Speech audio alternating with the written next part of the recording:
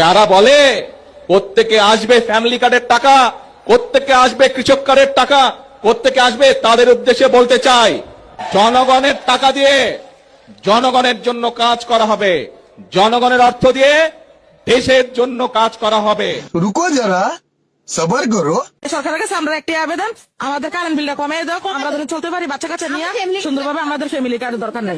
গত মাসে আসছে আপনার 795 টাকা কারেন্ট বিল, আর এই মাসে আসছে 4000 টাকা।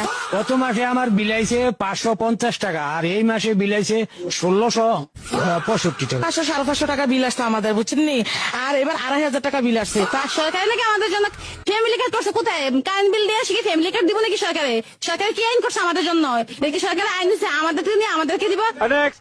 ফ্যামিলি কার্ড দিতে চাইলে 4000-5000 করে টাকা চাইতেছে নেতারা, বিএমপি। গরিব মানুষ তো পায় না, পাই তো মনে করেন যারা বিএমপি করছে আমসা সামসা, তারাই মনে করেন ফ্যামিলি কার্ড পাইতেছে। বিএমপি নেতারা যারা ভালো ভালো করে টাকা দিয়া ফ্যামিলি কার্ড নিতে হয়, তাহলে ফ্যামিলি কার্ড হচ্ছে ভালো কাজ করে খাইতে হইব, তো ফ্যামিলি কার্ড দিয়ে কি করবার?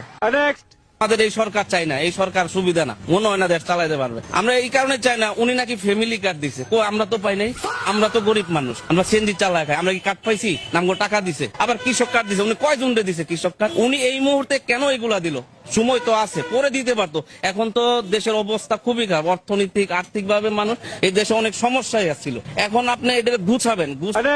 খারাপ আছি, আগে হাসিনা থাকতে ভালো আসলো, ওখানে মনে কয় হাসিনারে যাইয়া দিল্লি যাইয়া পায় দৈর্ঘানি।